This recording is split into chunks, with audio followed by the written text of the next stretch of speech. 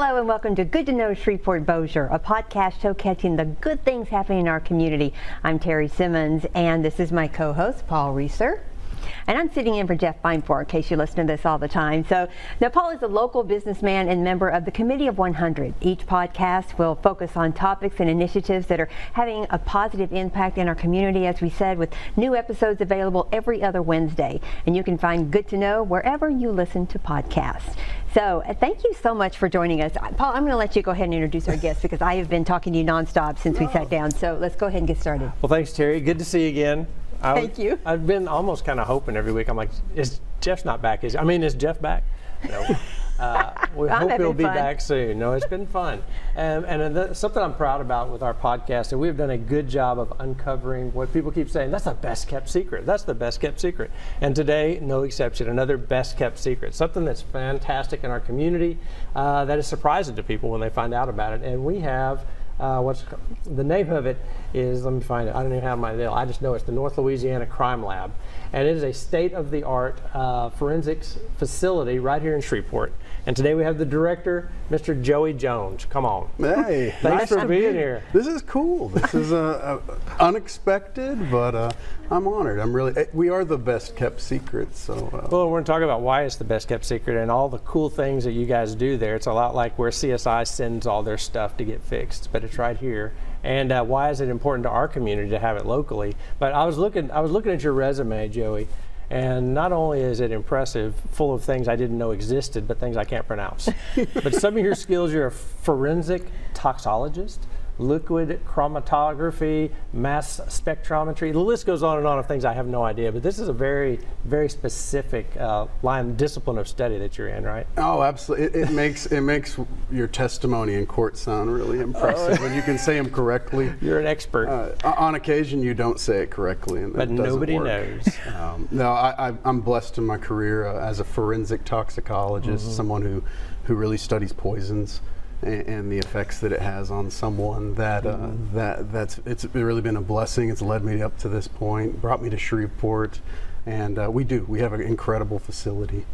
Yeah, like I said, so tell us a little bit about it and why it's important here, and then Terry can really get after you because she watches a lot of crime shows and she wants to know.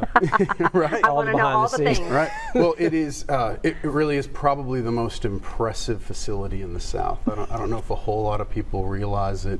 If I'm honest with you, it's the only reason I came here and took the job. Where did you come from? How do we get someone as sharp as you here, besides Terry? Well, I was really fortunate. I'm somewhat of I guess I'm a transient in that I've had a lot of different jobs throughout the United States. My career's led me primarily in the state of Ohio, and in Ohio as the crime lab director and also the director of toxicology there. I started a private company with a couple of colleagues of mine out of Little Rock, and during that time I just continued to provide court testimony, and lo and behold, an opportunity came up here with a director who had been in the position for 50 years, and he was approaching retirement, and so our board of directors asked if I would be interested in the job, and I came down and I saw it's 88,000 square foot facility located here in Shreveport, and you could just see the possibilities of what this place could be. So easy decision, and I'm glad I made it. Cool. That's fascinating. Can I come visit? You should. I want to see that place. You should. It's great. Well, you have tons of. It's a very new facility, and it's lots of equipment, and also there's a morgue in there, and people shoot guns. You can fire the guns to test the ballistics on these weapons and all sorts of things. What all happens there? You're right. It's a playground for science, and you look at it almost like a blank canvas whenever you walk in. The laboratory has been around for over 50 years, and has really been an outreach in Louisiana because historically it's a long drive, still is, to Baton Rouge. And so to have one central facility in this state, it's kind of a logistical nightmare when you need cases turned around fast. And so we were organized, we serve the northern 29 parishes, and really the primary needs that we have are first DNA. You have to be able to do DNA evidence with all of the assaults that are happening in our communities. Firearms, we hear about this every night, so we have a thriving firearms section.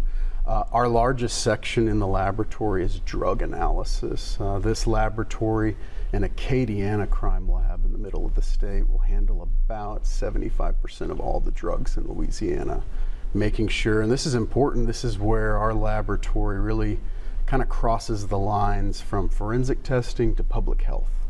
You hear about fentanyl and all of the new different varieties of drugs that are distributed, come out of China. We identify them, and if we didn't have this laboratory, you wouldn't know about it. And then really our newest section is toxicology. That's a growing area and a growing need. Prior to us doing this testing, everything from our community went to Pennsylvania. They got put in a box, shipped to Pennsylvania. You could only imagine the nightmare in court whenever a prosecutor says, I've got to bring in somebody from where and fly them in. And so this is a big outreach for us. So you talk about the expense and the time and flying someone in and also sending off everything for analysis. I would imagine for our area, it not only helps just in time, being able to get things done more efficiently time-wise, but also more effectively cost-wise, having you here. Oh, absolutely. I mean, usually whenever you ship cases out, what you're looking at is probably $1,000 of testing, but what you don't ever really think about is it's usually a couple of grand a day to bring someone back. And so what you think is just a routine case, it could cost the parish $5,000 just to try to prosecute that. So it adds up. To keep it here, the laboratory is able to testify on a daily basis on a whim. We can be in almost any parish in the state, and then we can keep the analysis under a few $100s. That's incredible. Really incredible. And I know you've been doing this a long time. This is what you do, and this is who you are. But does it still amaze you what you can find out and prove through this toxicology and DNA and all of the things? You're probably just like, oh, this information, I'm so hungry for this information. Does it amaze you? I'm glad you asked the question, because it's I still feel like the young guy, and I'm not anymore. Like something happened overnight where you're not that person anymore. You look like the young guy. For those of you not watching on the YouTube, which you need to go check it out. Right, you still look young to me. Well, they keep me young. We work with a lot of young people, and it used to be so. I guess maybe a primary used to be on the physical lab work. And as technology has changed and as things have gotten better, that's really just a part of it now. The second part is there's a lot of software that drives it. And so things are always changing. I talked about the drug climate. My career, the fact that we even see fentanyl in a powder form, if you would have asked me that question 10 years ago, that's unfathomable. I couldn't imagine it. And so it forces you to really stay cutting edge. I always tell people, for my career as a toxicologist, I'm really lucky that I don't need this. If things go bad, I can go work anywhere. But for drug addicts, they need that, so they're always reinventing things. And we have to have talented staff to stay on top of things. So what is your, I don't know. So when I think about crime in the area, we definitely have been hearing more and more nationwide and locally about more and more crime, and it's a scary thing. But what place are you in the drug solving process? So I mean, if there's a crime that happens, at what point do you step in and lend your expertise? Well, ours technically is on the back end. Forensic science is unique in that it is it's really the pursuit of truth. And so for us, our evidence speaks for itself. It either is something or it isn't something. And so it always follows that we have to first have evidence. There has to be something collected. There's not a magic wand, and that's the unfortunate thing, is that we want to solve every crime. We want to always be beneficial for that. There's a lot of effort that goes in on the front end from our colleagues in law enforcement to make sure that evidence, by the time it even gets to us, has been secured properly. And that's why if you look at our website, if you look at any of our social media accounts right now, we have videos for law enforcement showing them how you can properly package things. Because if it gets to us and it's been somehow tampered with, there's nothing we can do with it. Yeah, I was going to ask you that. There's got to be, coming from you, the source, I can't think of a better person or organization to tell someone how to initially approach a crime scene.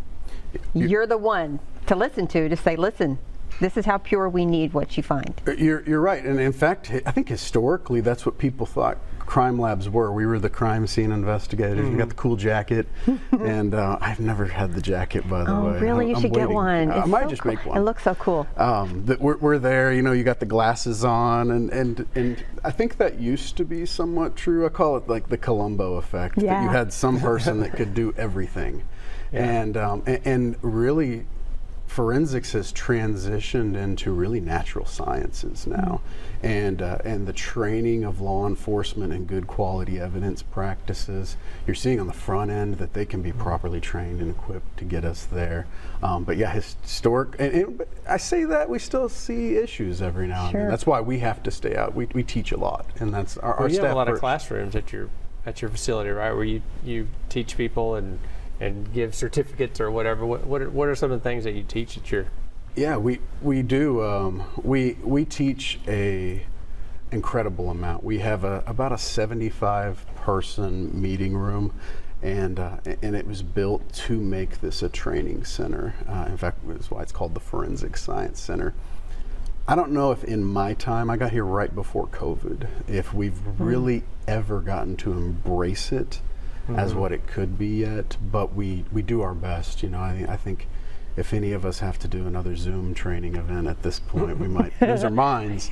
But that was really the purpose, was to have a response, not for North Louisiana, but we're a few hours from Dallas, straight line over to Atlanta, that you could have a single resource area here in Shreveport to bring law enforcement from all over the country. What a benefit during COVID you must have been. We just talked about Pennsylvania was all we had before, and then with all the restrictions that happened during COVID, to have you here must have been just phenomenal. Well, we got here, to be honest, it kind of served really two purposes for us. We wanted to launch a program, which from a business perspective, launching a new line of business in COVID is a bad idea. But you need time. And when you have an ongoing backlog and you're constantly trying to just get work done, you don't get to really give new programs a focus. And so that was something good that came out of that. We could launch toxicology testing.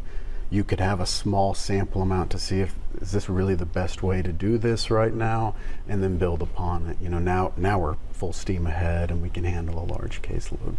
Well, what's the volume of cases that you're working right now? I mean, I think about how much I hear on the news. I can't imagine coming in from 3/4 of the state. It's incredible. Our laboratory will handle over 15,000 cases this year from the northern 29 parishes. We also extend our net beyond. How many thousand? 15,000. Over 15,000. What's crazy is we have a scientific staff of 19. Wow. That do it, and so it's not like this is a 100-man operation. It's a small skeleton crew that we can operate with, and it goes even beyond that. We serve the northern 29 parishes, but now we're extending into Baton Rouge Parish. We have toxicology testing that we handle out of Jefferson Parish, and so we really are going beyond. I think that as we continue to move forward in the years ahead, it's going to be a lot, not only of this state, but the states that surround us. Yeah, because before you said, I saw somewhere we sent a lot of our toxicology and so forth to Little Rock, and now we have it right here locally. So if we can't keep it here locally, then that's going to be a challenge. You're right. It is a challenge. I think even with our autopsy services outside of Caddo Parish in the north, a lot of our forensic autopsies are sent out of state still. They still go to Little Rock. They go to Mississippi. In fact, before I even got here, that was how I knew of this laboratory. Was I was doing toxicology testing for this area, and so it's always kind of humorous the way things work out. Yeah, it is. But it would go to a private pathologist. They would set up their own contracts to do that testing, and that would even become even more costly than what I mentioned before, of having to bring in a lot of different experts on a case. So tell us about one of your big cases you've saw. What's something really interesting? That's what me and Terry are thinking. I wonder what they've done. What miracles have you done? You found something somewhere. Oh, I like the question because... Tell us the Nightline story that you solved. Well, I'll give you the classic kind of government line of we have to be cautious with things because there are individuals involved. So I can't give you too many specifics, but I think the public in general would be misinterpreting the purpose of our laboratory if they only saw us as working for the prosecution or the sheriffs or the police. Okay. That's really not true. And it'll lead it well into the example I'm going to give you. Our DNA section is a great example of this. They're on the second floor of our facility, top-notch team, some of the best scientists in probably the whole country. And they will spend probably equal amounts of time proving that someone didn't do a crime than actually, putting the pin on this person. And to be honest, that can be quite frustrating for law enforcement. And it was right before I got here, there was a case locally here. It was in Bossier. And unfortunately, there was a female who was assaulted by someone. And at that time, they were able to collect evidence. They submit it to our crime laboratory. And meanwhile, as the police start their investigation, they have a suspect. And so we have a sample of someone who was assaulted. With the DNA of someone who assaulted her, they have a suspect and they submit it to us as a reference. Our staff looks at this one case and they do not match. Nothing about this matches. And specifically, they said, it's not the guy. It's not the guy who did this crime. And the police were not happy about it. They went to the DA and said, we're going to charge him anyway. The DA said, you're crazy because you don't have the forensic evidence. A few months later, they uploaded, or at that time, they uploaded into our combined DNA indexing system. It's called CODIS, runs, sea to shining sea. Same guy commits a crime in Dallas.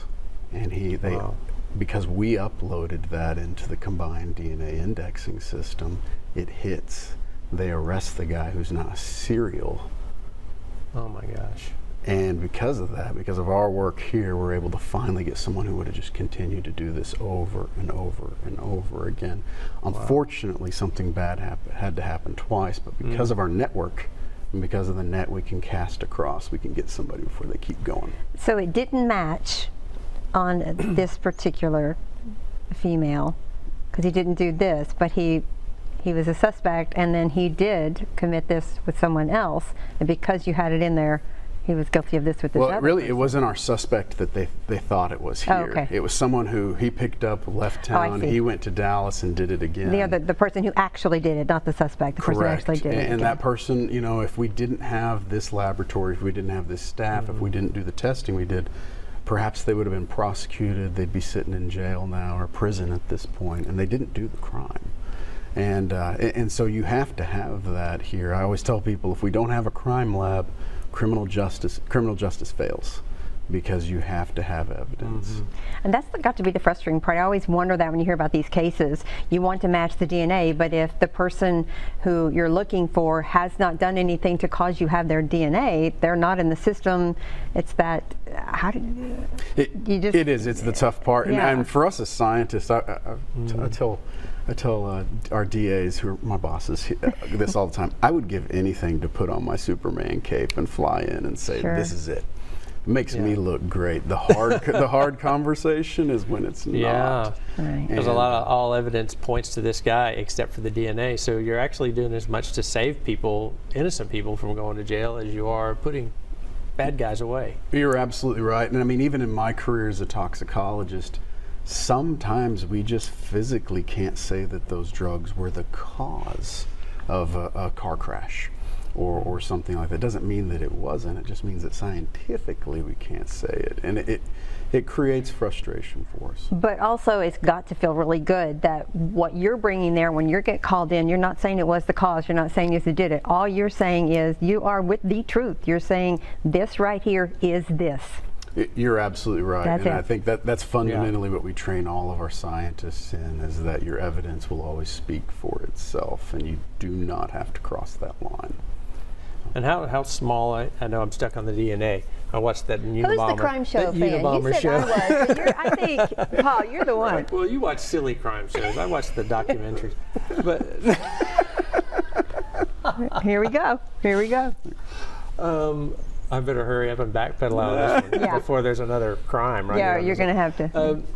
So how small of how do you get DNA? I mean, what are some ways that you would never expect that the bad guys don't know? I mean, look in an envelope. I mean, how small of a sample of DNA can you get to make it work? It's surprising. I mean, I think even probably a significant caseload that we have are here in Shreveport guns that are fired, and on occasion you can actually get a good enough profile off of the stock of the gun from the hand, just being there, and those are complicated cases, but it's not. I mean, you don't have to have pools of blood or anything like that.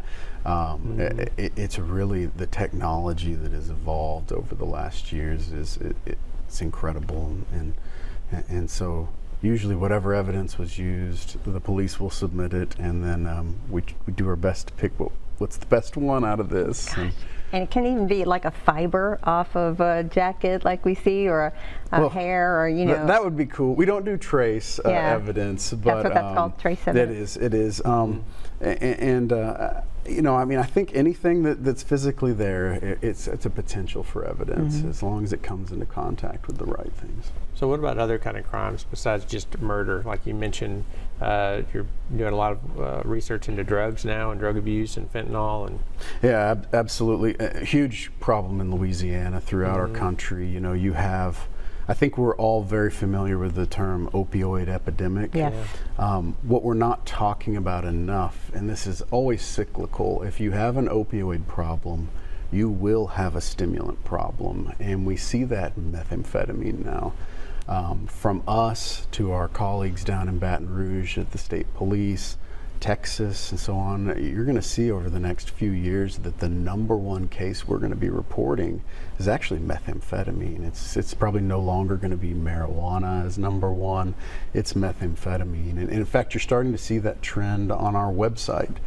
We launched a program last year where we kind of wanted to challenge ourselves and put our money where our mouth is, but also be a benefit to the public. So we built a program called LiveStat, where as cases come into the crime laboratory, as our analysts work them and then they release the report, you can go to the LiveStat program and look at Bossier Parish, look at Caddo Parish. You can click on any given parish, load the month, and see the top 10 drugs. And you're starting to see methamphetamine just continue to climb and climb and climb. When you have a methamphetamine problem, you will then have a depressant problem. And so you're going to see alcohol, you're going to see benzos, and antidepressants really take even more of a prominence. And it's just this cycle. Why is that? Why does one follow the other? A lot of it's the pain, like for someone, whenever they're taking something like fentanyl or prescription opioids, they're taking it really for one intent, and that's to stop pain. When you stop pain, sometimes there's side effects, and the side effects that we hear about with fentanyl is your breathing gets slower, your heart rate's lower, your blood pressure drops so far that you could probably die. So we have Narcan, and it helps to raise those. But for a drug user, if they don't have Narcan, and instead they need to raise their blood pressure, they need to raise heart rate, start breathing rapidly, methamphetamine gets you there. And so you do that to potentially stay alive. Oh, wow. And then the come down off of that hurts. For the drug user, it's called the downside of methamphetamine. What goes up must come down. And the fall from being that high really physically hurts. The dopamine that's in your brain that we hear about is gone. And because of that, you're just in dopamine depletion. If you presented to a doctor, you'd probably look very depressed, potentially suicidal, and so you need an antidepressant to help alleviate some of that. It's just this vicious cycle. Gosh. Instead of being under the care of a doctor, you're seeing it on Google, and people are just trying to function. It's a rough state that we're in. This laboratory serves that purpose, though, and where we're trying to continue to educate our community. We want to try to find hot spots where you could look at. Ouachita Parish is a great example of this. If you look at our state, PCP for the most part, not a problem. But Ouachita Parish has a little line of PCP. What's that from? Is it a particular drug dealer that has a line on something? Probably but we can notify local personnel here that in Ouachita they've got a PCP problem. It's unique. You find that because they arrest people that are under influence and they send in a blood sample, or how are kind of you both of finding all those. that? We see a lot of it in our DUI specimens, and so whenever they collect it roadside or through a court order, a blood draw. Or if it's just physically seized on the possession of someone who's committing a crime, and so it's really unique. It's kind of a specialty to Ouachita. Is there any information or statistics that show why methamphetamine is growing at that rate? Is it because it's easy to make? Is it because it's easy to? Why is that coming to the forefront? It's cheap. Yeah. It's dirt cheap, Yeah. and in fact, it's borderline free. We have several DEA agents that we work with. Our law enforcement that we have in the state, fantastic, and drug dealers are giving it away with the fentanyl. Of course. And so because of that, it's almost like a buy one get one free situation. Never in our existence has methamphetamine been this pure and this cheap, and that's why you see it. And it's interesting that it's pure, which is another reason someone might go to that, because no one sets out to be dependent on it or to call themselves an addict. They're really just trying to relieve something, and this is pure. Where you hear now marijuana is synthetic, and that's dangerous, terribly dangerous, more dangerous than the regular just marijuana. So there's all kinds of things that's being tampered with. No wonder they're going in a pure way to feel better. You're right, and as a toxicologist, it really makes the work that I do and our toxicologists difficult, because no one does just one drug. Right. In these situations, we're talking about one person that's probably going to test positive for 3, and that's what you do see in our state. You see with our DUI specimens, 3+ drugs is normal, and so you look at a report and they're like, well, what were they high on? I don't know. Pick one. I don't know. That's why, Louisiana is blessed. Again, we have a state with a very strong drug recognition expert program. These are law enforcement officers that are specialty trained. They go through a very rigorous curriculum. Then they're released where they have blood pressure cuffs. They've got heart rate monitors. They can look at the eyes and they can see at that point when we pulled this guy or gal over, they had signs of depressants. And so then if I can look at that report, I'm like, oh, I know, because we had this almost clinical observation at the roadside. It's a real benefit to our community. Man, that puts a lot of responsibility on the officers. Now they have to also do blood pressure checks. And this brings me in, oh man, I should have started talking about this earlier, is where does the money for this facility come from? How do you get paid? You said it was $600 a test and it'd be $1,000 if we sent it off or whatever. Where do you get funding for that? That's always the tricky thing. I think if you Googled our laboratory, the laboratory over its whole history has had a very unique stream of funding, and there's bad times, there's maybe good times. Since I've taken over, it's been really a terrible time, to be honest with you. The laboratory receives... I shouldn't have laughed at that. That was... Well, no. Since I took over, it's been terrible. Congratulations, It's been Joey. great, yeah. We all have our merit badges. The laboratory is uniquely financed by Louisiana statute, where we receive, it's very similar to your public defenders, we're financed by court costs. And so we're not, specifically the Attorney General has said that we're not an arm of the state. We operate like a political subdivision, but we're not a political subdivision. So because of that, we don't receive any funding on an annual basis from the state of Louisiana. It's strictly on court fees. That's great if you have a lot of court cases. It's better if they remember to pay you on that. But it's a bad idea whenever you take on all the front costs to do the testing in hope. And so I think it was last year I spoke in front of our legislature, and I said, for us, it's a lot like operating the First Baptist Church. We go to the mailbox every day, and courts send us checks, and that's hopefully what we need to get. But on average, for us, it costs us $6 million to run our facility. Across 29 parishes. It is a deal. Honestly, it costs us less than $400 a case to operate. We just don't get that back in. Complicating that was COVID. Because COVID, they shut down courts, cases didn't go. to trial. And so it's been really, really trying. We've had a lot of key people step up to keep us floating. Donations. The city of Shreveport gave us $400,000 about a year and a half ago. If we didn't have that, we would have let everybody go. We had to.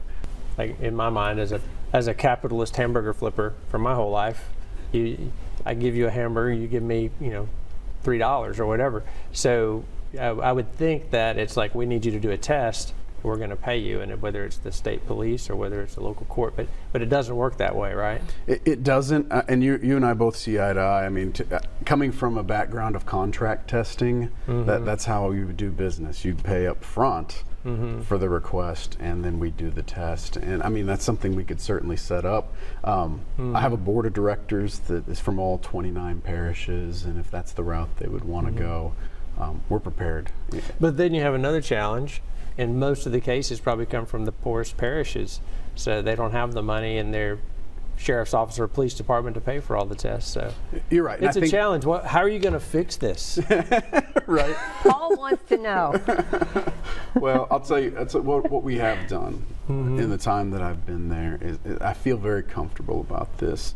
In fact, it's this week. The American Society of Crime Lab directors meets once a year, and they have a project that they call Project Foresight. And with this, it's business metrics that are applied to crime labs. And they make an award each year to the laboratories that are operating fiscally the wisest in terms of payroll, personnel, cost of analysis, caseload. Last year, we were ranked number 13 in the country. And this year we will be in the top 10 of laboratories that are operating on lean practices. And so I feel comfortable telling Congratulations. it's cool, isn't it? But it gives me some firepower. If I sit down with a legislator, one of our senators and representatives, I can really look them in the eye and say, you're getting a deal right now. And we're operating on a very lean lab. Labs that have this kind of caseload usually have somewhere around 75 or 100 employees. We have 19. And so we're doing things right, everything we can business-wise. We just need a little legislative help. It is a challenge because they don't have the money. They don't want to give more money. I understand from their point of view, but if your lab doesn't make it, then we start sending stuff to other states, and the costs do go up because they won't do it. They will require cash. So it is a big challenge, and hopefully the legislatures can work on it, because you guys aren't only just putting bad guys away, you're keeping innocent people safe. You're right, Paul. And the last thing we want to have in our state is backlogs. Yeah. And even if we have another lab in the state that could do this testing, to hire new personnel for them, it takes a year to train them. You would just continue to almost kick a can down the road, and they'd say, oh, that's why 50 years ago we made this lab. Yeah. Well, Jeff's not here to tell us we're about out of time, but I think we are. But what do you want the community? What do you want people to know about your lab? I mean, I'm so glad that you came on to tell it to us. Yeah. So you, all of our listeners out there and watchers, what information would you like to share? Well, really, I'd like to share two things. I got to share live stats, so that's great. I mean, I'd love for the public to know that you can go on our website. We're on social media. We have Facebook. We have Instagram. Follow the laboratory, because we actually are trying to provide usefulness for our community, and do that and look and see what these dangerous drugs are in your communities. Educate your kids on what not to do, and then the second thing, even in spite of us having a low staff level, we're committed to research in the state of Louisiana.